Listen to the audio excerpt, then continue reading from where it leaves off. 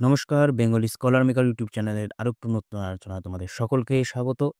আমরা WBPSC-র যে অ্যাসিস্ট্যান্ট মাস্টারের পরীক্ষা হতে যাচ্ছে, সেখানে ২০১৪ সালের অর্থাৎ বিগত বছরের প্রশ্নে কি ধরনের ব্যাকরণ এসছে, সেইভাবে আলোচনা করব, যেমনটা আমরা আগের ভিডিওতে আলোচনা করেছিলাম ২০১৩ সালের পরীক্ষায় ব্যাকরণ নিয়ে।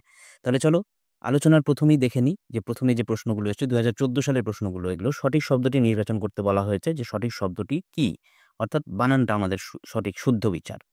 তাহলে পৌরোহিত্য বানানটা সঠিক, এটাই আমাদের সঠিক উত্তর হবে অপশন বি। ২ নম্বর, বিধাতা শব্দের লিঙ্গ পরিবর্তন করতে বলা হয়েছে, যেটা হবে বিধাত্রী। ঠিক আছে। ৩ নম্বর প্রশ্ন, ঈশ্বর শব্দের পদান্তর করুন। ঈশ্বর শব্দের পদান্তর হচ্ছে ঐশ্বরিক, আমরা ছোটবেলা থেকেই কিন্তু সেটা জানি। ১১ নম্বর প্রশ্ন, সেই বছরের ভৌগোলিক শব্দের প্রত্যয় হলো ভূগোলযুক্ত স্মিক। কুমোরের বাড়ির দক্ষিণে ছাড়ি রথতলা করি বামে, রেখাঙ্কিত শব্দের কারক বিভক্তি হলো সম্বন্ধ পদে এর বিভক্তি, কারণ কুমোরের বাড়ি এর পদ, অর্থাৎ কুমোরের সঙ্গে বাড়ির একটা সম্পর্ক রয়েছে, এবং সম্বন্ধ পদের যে নিজস্ব বিভক্তি এর, সেটা আমরা জানি, এবং সেখানে সম্বন্ধ পদে এর বিভক্তি হলো। পরের প্রশ্ন, গরিব শব্দটির পদান্তর হলো গরিবী। পতিপুত্রহীনা, পরের প্রশ্ন, পতিপুত্রহীনা নারীকে বলা হচ্ছে অবিরা। ঠিক আছে। পরের প্রশ্ন, সন্ধি বিচ্ছেদ করুন। মন্ত্রণাগার, মন্ত্রণাগারের সন্ধি বিচ্ছেদ হচ্ছে মন্ত্রণা যুক্ত আগার। ঠিক আছে। ৩৫ নম্বর প্রশ্ন, সেই বছরের মধুকর ডিঙা থেকে না জানি সে কবে, একাঙ্কিত মধুকর শব্দটির সমাস কি? উপপদ তৎপুরুষ, অর্থাৎ ব্যাসবাক্য এটার হবে মধু করে যে। আশা করছি বোঝাতে পারলাম। পরের প্রশ্ন, বৌদ্ধ সন্ন্যাসীকে এক কথায় বলা হয় ভিক্ষু। ঠিক আছে। পরের প্রশ্ন, নিজ গৃহপথ তা তো দেখাও তস করে, রেখাঙ্কিত শব্দের কারক বিভক্তি হলো অধিকরণ কারকে শূন্য বিভক্তি, অর্থাৎ স্থানকাল পাত্রের মধ্যে আমাদের স্থানের কথা এখানে ইঙ্গিত করা হচ্ছে, এবং সেই অনুযায়ী এখানে অধিকরণ কারক হলো। নিচের শব্দগুলির মধ্যে শুদ্ধ শব্দটি কি? গুণীগণ। আমরা জানি গুণের মধ্যেও মূর্ধন্য থাকে এবং গণের মধ্যেও মূর্ধন্য থাকে, এবং এই একমাত্র অপশন এটাই যেটার মধ্যে দুটোতেই মূর্ধন্য আছে, সেটা স্বাভাবিকভাবেই এখানে গুণীগণই হলো। কাজের দ্বারাই মানুষ মহান হয়ে ওঠে, রেখাঙ্কিত শব্দটি লিঙ্গ পরিবর্তন, মহান থেকে লিঙ্গ পরিবর্তন হয়ে যাবে মহাতি। ঠিক আছে। আমাদের কিন্তু একটা জিনিস লক্ষ্য রাখতে হবে, এখানে একটু আমাদের থামাই এবং বলি, সেটা হচ্ছে অনেকেই আছো যারা এই মহান শব্দটার মানে লিঙ্গ পরিবর্তন করতে বলা হলেও পদ পরিবর্তনের দিকে আমাদের ছোপটা বেশি চলে যায়।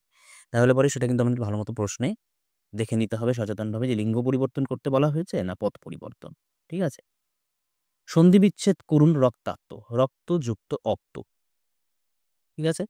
সমাস নির্ণয় করতে বলা হয়েছে মৃদু মন্দ, কর্মধারায় সমাস, অর্থাৎ মন্দ মৃদুর ন্যায় বা মিন্দু মন্দের ন্যায়, এরকম একটা উপমিত কর্মধারা বা উপমান কর্মধারার মধ্যে এখানে পড়ছে, এবং সাধারণত সেখানে কর্মধারায় সমাসটা এখানে হবে।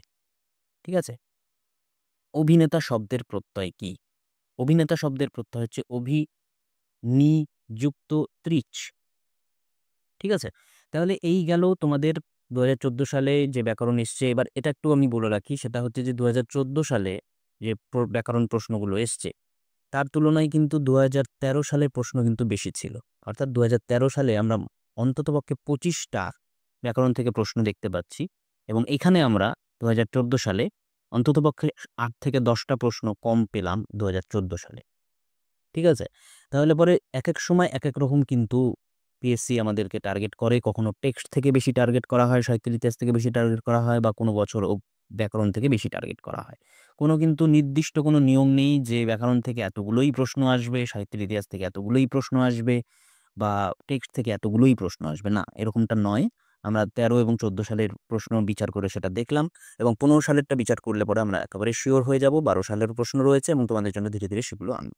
যদি তোমাদের এই ভিডিওটি ভালো লেগে থাকে, তাহলে অবশ্যই কিন্তু চ্যানেলটিকে সাবস্ক্রাইব করে রাখবে, এবং ভিডিওটি ভালো লাগলে লাইক করে দেবে। যারা নতুন দর্শক রয়েছে, যারা নতুন ছাত্রছাত্রী রয়েছে আমার, তারা অবশ্যই চ্যানেলটিকে সাবস্ক্রাইব করে কিন্তু পাশে থাকা বেল আইকনটিকে প্রেস করে রাখবে, না হলে নোটিফিকেশন কিন্তু তোমাদের কাছে পৌঁছবে না।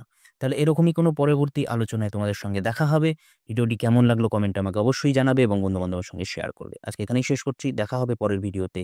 ততক্ষণ ভালো থেকো, পড়াশোনায় থেকো, লক্ষ্যে থেকো। ধন্যবাদ।